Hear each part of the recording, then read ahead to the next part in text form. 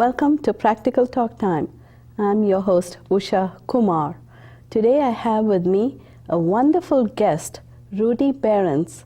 He is such a multi-talented person and with interests in so many varied subjects, and not just a smattering of knowledge, but a real deep knowledge in each one of those subjects. Please join me in welcoming Rudy Behrens. Rudy, welcome to the show. Thank you. I'm honored to be here. It's such a pleasure to have you here on the show. I know you're a wealth of information, and it's very rare to find people that are interested in the sciences as well as the arts. And you're an accomplished piano player, right? Yes. And then you write, you're an author, Yeah, and right. you have a great sense of humor with it. Yeah. And then you were a chemist, you're Yeah, a retired Research, right? in research guy, okay, chemistry research. Right.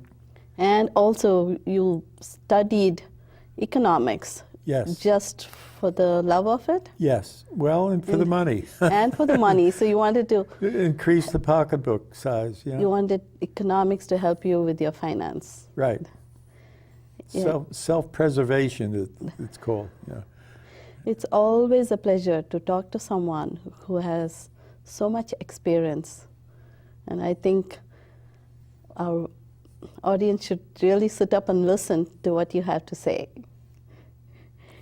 You worked as a chemist, as a chemistry researcher. Yes. And where was this, in New Jersey? It was, well, small companies in the beginning.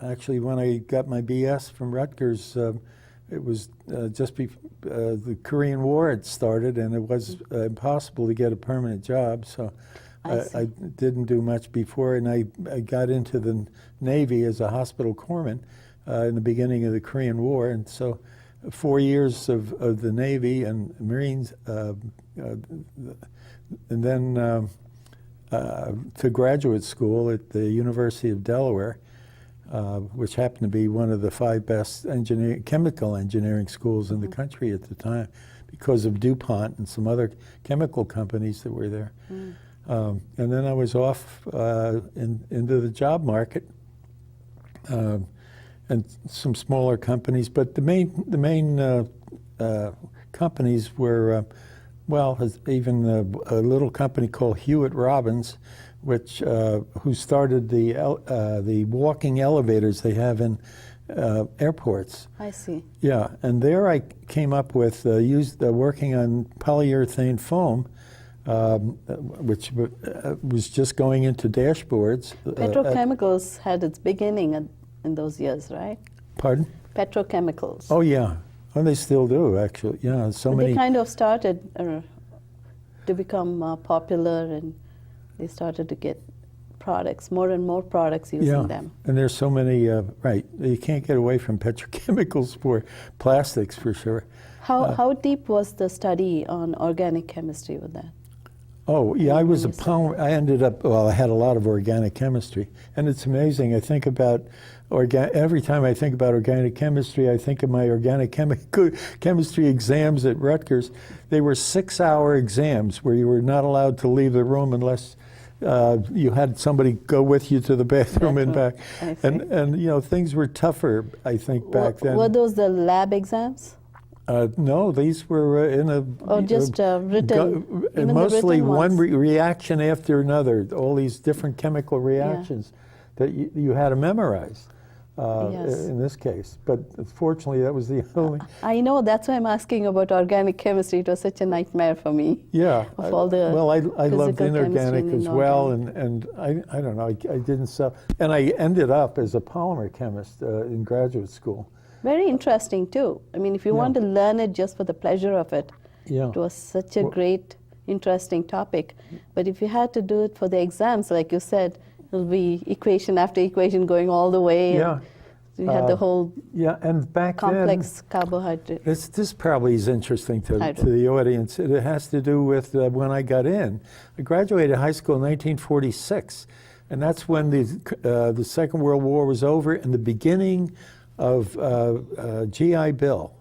And that's when a whole different attitude about education, college education came in play. Before that, not many kids really went to college.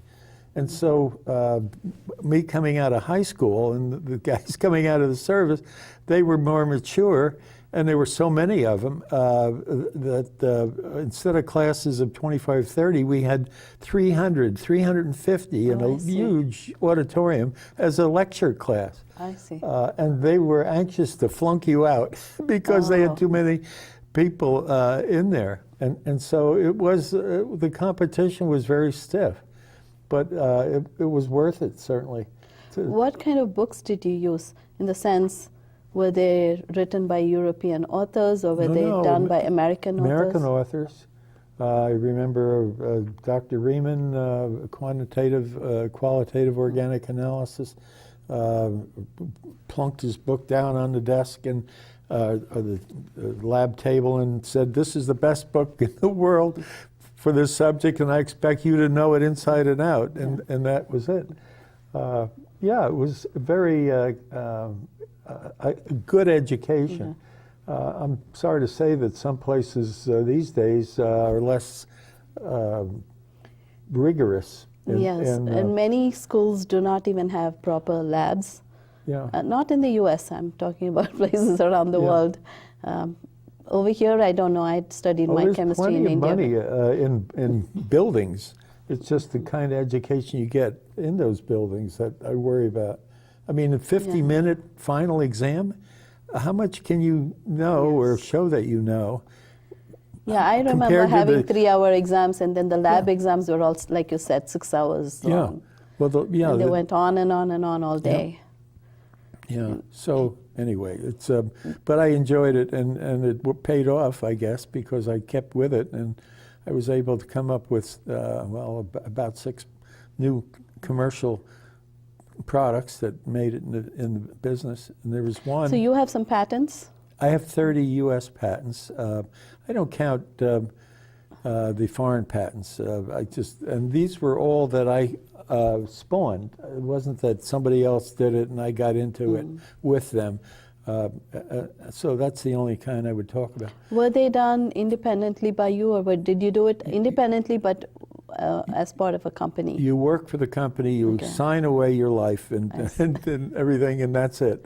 It's very difficult to have your own laboratory for some of these things. Yeah, exactly. Although there's some rule that if you leave a company after a year or two, if you happen to come up out there with it, maybe you can get away with patenting that on your own and start a new business. And there's probably been some of that going on.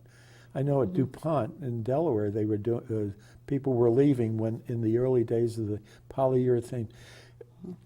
I started to mention about the polyurethane. The belts that you were making. But that was the engineering division. What I did was I came up with something called open cell polyurethane foam, which is now in every air conditioner in the world. I see. And actually in filters for lawnmowers, small motors, things like that. Okay. And the patents are long over with and common. How many years do they hold? It was 17. I think they might have stretched it a little lately, but I haven't kept up with that. So you got 17 years. This one the last product was a blockbuster for my company, and it made, according to some of the people, made billions of dollars for the company over the life of the patent. Oh, I see. And what product was that? Well, it's called Tinyavin 123, and its primary use is, it's as a corrosion inhibitor, and it also is the best light stabilizer for coatings. I see. What kind of coatings? Acrylic coatings for cars, which is a huge market. I see. So it would be a compound that's added to a paint? Yes. I see. Right. And what kind of product was this? I mean, like chemical? Chemically? You want the chemical? It's dye. Yeah. 3,5 okay. tetramethyl Okay. N-hydroxy piperazole sebacate. Oh, piperazole. Okay. And what is the last pass? Pardon? Sebacate. Okay. Yeah. So there's a So double the- warhead, one on either end. And Yeah. that's probably why it was such a great, is a great corrosion inhibitor, because it hooks under the paint. It's not one of the aromatic compounds, is it? Oh, Is it part of the- Yeah. Well, there's no benzene ring, but the The piperazole, piperazine. Yeah. yeah, has 2 nitrogens, 1 in 4 positions. So, yeah, but that... I always wondered how they add on so beautifully in those positions. Yeah, You know, I these was the little- one. I was the one that looked With the at bonds. looked at the chemical. In fact, that chemical was first synthesized by the Russians in 1957. Now we're talking 1982, and nothing ever happened to it. So there are thousands of chemicals that are just. You look at them. In fact, it was like looking at a picture book or something, and I would look at these structures, and I said, "Wow, this sounds interesting." And then, you know, in reading other things, I would. It seemed like an active, what we call a warhead, the action where the action takes place, the desirable effect, or it contributes to that. And so. And the story is very interesting. The federal government said to paint companies, you can't sell paint that has only 12% solids, pigment and all that, and 88% solvent. You're polluting the world with all that solvent. You spray it out, it goes into the atmosphere. Forget that. You're not going to do. And so the paint companies, tongue-in-cheek, came up with something with 70% solids, 30% solvent, which would be a lot better. The trouble is to make it flow and spray on a car smoothly, you had to do what... Still add something. Short molecular weight, a very low... instead of a long chain of... Yeah, of long the chain chemical. gets heavy. Yes, each molecule and it's does, thick, yeah, and it yeah. needs more solvent to spread out. So, okay, but then instead of lasting 5 years in Florida testing under the sun, and you know, it lasted less than 3 months. It was shot. So you put 3% of my stuff in there, and it went for 7 years perfect without Oh, I even see. moving, without going down at all. And they gave up. So this anti-corrosive kind of additive, Yeah. what was it a derivative of? I mean, how was it derived? I mean, was it derived from something, some common and easy product? Oh no! It's one of the organic. The organic chemists are the ones that synthesize it, and I asked them. I showed them the composition. They found again that it was. They have a recipe that how to make it, just like a cookbook, and they do their wizardry. So what is the main things that made that product? Well, sebacic acid would be a raw material that goes in, and piperazine, and then you have to somehow How do you get those introduce the methyl groups, nitrogen on there. and the methyl groups? Yeah. Yes, and of course the N-hydroxy was the key. It's called a hindered amine class, and that NOH is NH2? NOH, and actually. Oh, the hydroxy, so it's NOH. Yeah, and it's not only hydroxy, it's NOR, where R can be anywhere from methyl to up to 18 probably carbons. And this product has 9 carbons on it, and there's a special reason for that, for solubility. Oh, I see. And the structure. You want it to break down to NOH in situ, and so. It worked. It worked so well, I couldn't believe it. I think not a single product is made these days without any hydrocarbon chemical included in that. They're organic, right?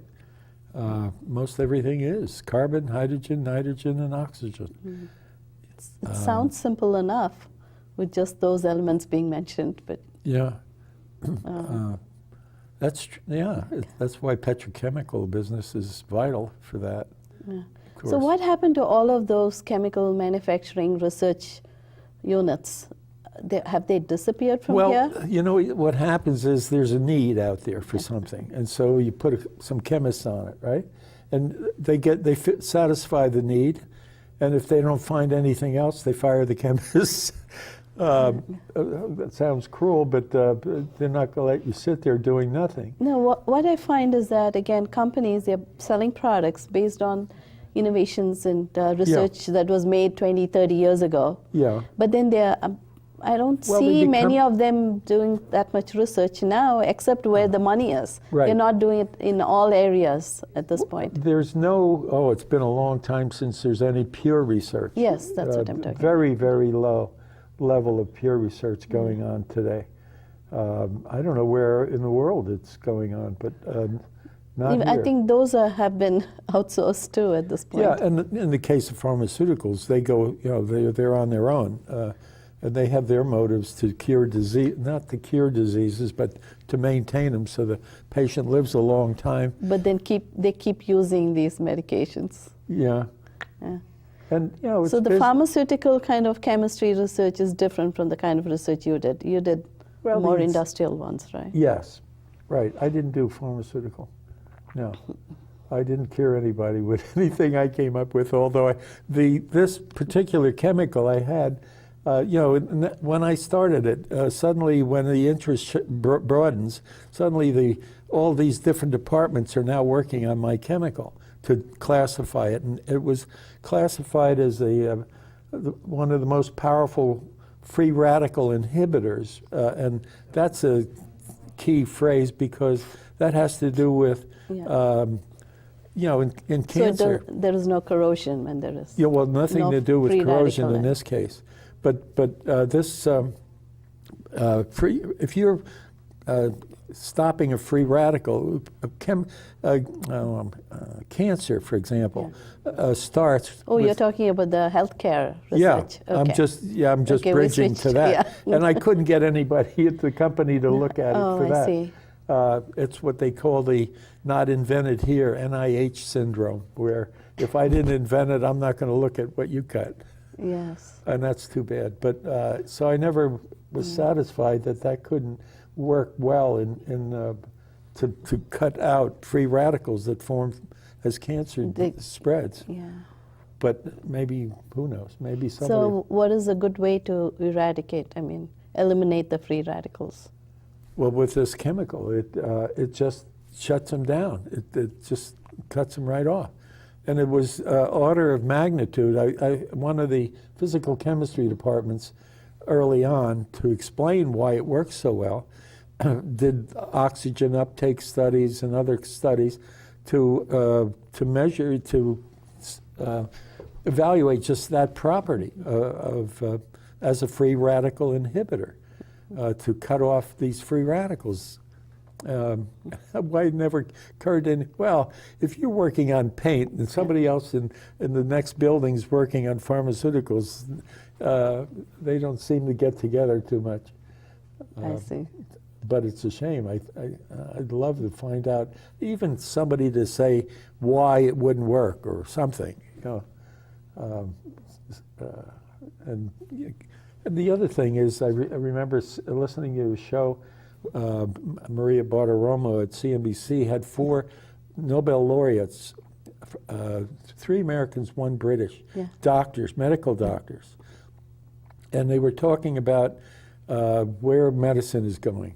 And all 4 of them agreed that nobody will be doing research to cure anything. That's the what they will do is to make sure you get a pill every 2 days or twice a day or whatever. They just maintain you so you keep you they want using to keep some you pills. alive. Yes. Yeah, they want to keep you alive. Keep you alive, but then in not too miserable a shape. You're right. Yeah. And at least it's something in the direction of the customer. I don't know if you watched any of our previous shows here. I did have one of the alternative medical professionals, a doctor, come on the show, and we discussed the plight of medicine and the medical treatments that we have right now, because all of allopathy or allopathic medicine is doing just that, what you're saying. They just find the symptoms and they only treat the symptoms. right. And as long as they're just doing that, they can make all the money. But if they really cure people, they're not going to have as much business.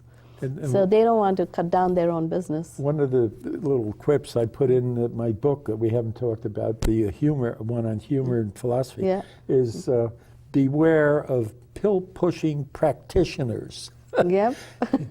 And I mentioned this to a VA doctor the other day, a young fellow.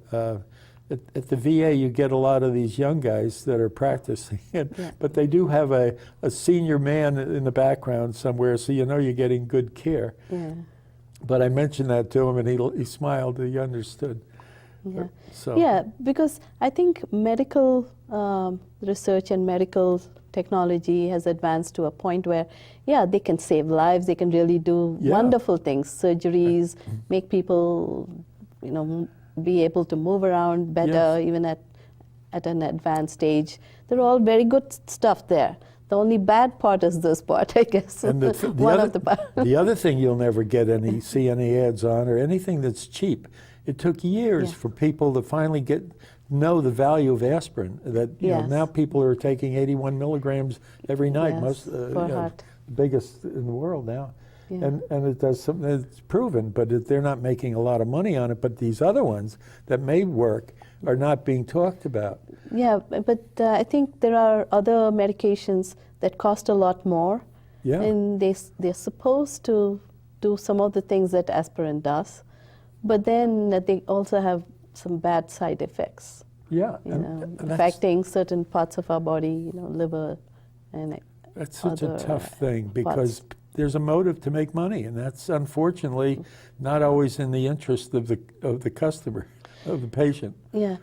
So what have you observed in terms of the type of chemical companies that you worked for? What are they doing now here in the U.S.? Well, have you been following them? Pfizer's the largest pharmaceutical company in the world. Okay. And Novartis is, I don't know, maybe second or third. Merck is very high up there. Yeah. I had a connection with them, but I never worked for them. And they're... but the basic material research. What they do is buy little companies out that have ideas that do the startups. Okay. And so they study them, and they have so much money they can easily offer a large amount of money. Yeah, so there's incentive for research doctors in this field, if they have an idea, to work on their own and prove, and maybe start a little company and so forth, and show how it works, and work with the FDA in Washington, bring this product online. And once that happens, then the big guys come in. So you're talking about the pharmaceutical industry? Yes. But what about the other chemical industry? It's gone? Well, or is it's the same system, but I think pharmaceuticals now are the huge amount of research. More money is coming there. Okay. Well, that's in the 70s, we had only 5% of our GDP was medical. And 2 years ago, it was 18%. It's going higher with Obamacare. We only have 4 minutes left at this point. Right. So we can quickly connect our chemistry with a little bit of the finance that you wanted to talk about. Oh, yes. Well, you got to clue me in on which area of finance. You mean about... Now we can even talk about, finance, and companies investing. Oh, investing. Yeah. Well, right now I still keep up with it quite a bit every day. And my opinion is that we've had a great year last year in the stock market, and we can't continue that. Okay. And you won't hear anybody say negative things on television much about it. So where is it going this year? So this year it's going to be either flat, or finally some of the truth may be allowed to be out. And once the truth comes out, the stock market can crash. Yeah. And I always think that the smart money, the powerful people, cannot actually, control the news in some of it. Some you can't, but in some you can. And so suddenly Europe will, the big debt over there will come into play, and I watch the value of the euro against the dollar for that, and then what's happening here, if the euro goes down and our dollar goes up, the market will go down. So there are some indications that we're going to have a weak market this year, and who knows if it's going to crash and how bad, or that's So where will your money be safe, or where will it grow best? 10-year Treasury notes. That's Really? where $1.4 trillion dollars See. Chinese has bought. They own our They debt. always buy every year. Yeah, and the Japanese were $1.1 trillion dollars. They think it's safe, and they're still buying. And what return can you expect on that? Return is Yes, yeah. it's a safety thing. It doesn't go well. You buy it at right now. It's close to 3%. You don't pay state tax on it for anything you get out of it, and it's the safest investment on earth. You don't have to keep it 10 years. You can sell it anytime. Okay. And if you want to trade it, you buy it when you think interest rates are high, and you let them come down, and then you sell it and you make capital gains. And usually when that happens is when the stock market is low. Oh, when it comes down? Yeah. When the rate comes down? When the rate comes down is when you sell it. Okay. Yes. And that usually means that you can transfer into stocks, because the fact that the rate went down is they're trying to encourage business with low interest rates, and so then the stocks can start going up at that recycle. point. Yeah. I see. Very quickly, I don't know if you've heard about this virtual currency. I want to know what you think about it. We only have about 30 seconds. It's so new, and it's so 30 seconds. It's amazing. It's still around. China just outlawed it, so it's not going anywhere there. And it's a novelty right now. Who knows? It was back in Civil War, actually. Every state had their own currency, and different banks had their own currency. So it has worked. It could still be there. It could be one of several. It'll probably hang around. I wouldn't want to trade it. Thank you very much, Rudy. All right. That was Rudy Behrens, and I hope you all enjoyed the show. Thank you all for watching, and until next time, goodbye.